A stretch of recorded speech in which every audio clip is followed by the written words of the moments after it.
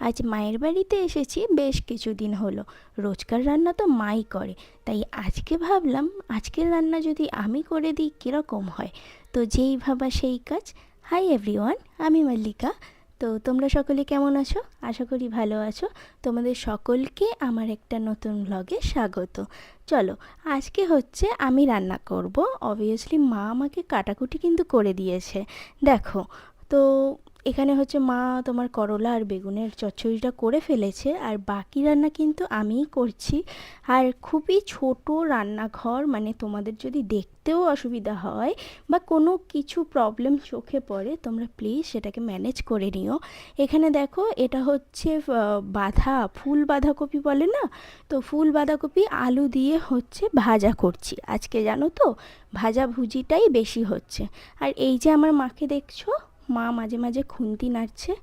আমি যেহেতু এক হাতে ভিডিও করছি, এক হাতে রান্না করছি, তো যেখানগুলো আমার মনে হচ্ছে তোমাদেরকে একটু দেখানো দরকার, সেখানগুলো আমি আমার মাকে ডেকে নিচ্ছি। তো আজকে এদিকে আলু শাক ভাজাও হবে, যে কারণে মা হচ্ছে আলু শাকটা কুচিয়ে দিচ্ছে। মা এদিকে সব কিছু আনাজ কুচিয়ে দিচ্ছে, আর রান্নার ওই দিকটা আমি সামলে নিচ্ছি। আজকে ভাজাভুজি রান্না হলেও কিন্তু আইটেমে অনেক কিছু আছে, যেরকম হচ্ছে শিম আলু ভাজা, ওদিকে হচ্ছে ফুল বাঁধাকপি দিয়ে আলু দিয়ে ভাজা, করলা বেগুনের চচ্চড়ি, তারপর হচ্ছে আলু শাক ভাজা হবে, টমেটো দিয়ে ডাল করব। আর আর কি করব? আর কিছু করব না, বাকিটা তোমরা দেখতে থাকো। চলো, এদিকে শাক ধোয়া রেডি, আর এদিকে হচ্ছে আমি ডালটা বসিয়ে দেবো, তারপর হচ্ছে ওদিকে শাকটাও বসিয়ে দেবো। ডালের জন্য টমেটো কেটে নেওয়া হয়েছে, টমেটো, আর এদিকে আমি 5 ফোড়ন রেডি করে রেখেছি। এরপর হচ্ছে শুকনো লঙ্কাটাও বার করে নেব। আর এদিকে দেখো, শাকটাকে এখন হচ্ছে শুধু একটু মানে ভাপিয়ে নিতে হবে। ওর যে জলটা আছে, জলটাকে বার করে ছেঁকে নিয়ে তারপর শাকটা ভাজা হবে। তো এখন নুন আর হলুদ দিয়ে শাকটাকে ঢেকে রেখে দেবো কিছুক্ষণের জন্য, তাহলে ওটা জিনিসটা আর কি একটু জলটা বেরিয়ে যাবে।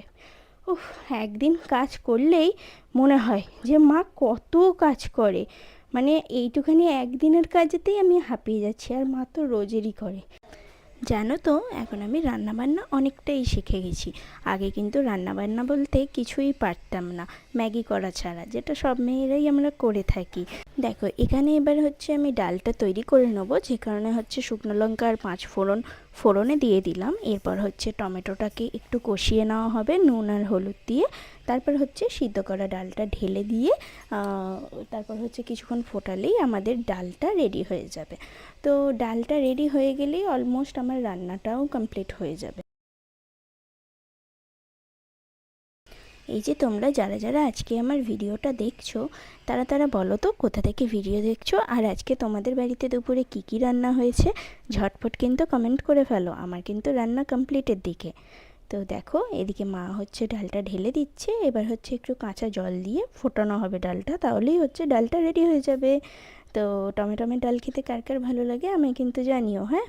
তো এদিকে টমেটোমের ডালটা ফুটতে থাকুক, আর তারই মধ্যে তোমাদেরকে একটা জিনিস দেখাবো। কি বলো তো? কাকে দেখাবো বলো তো?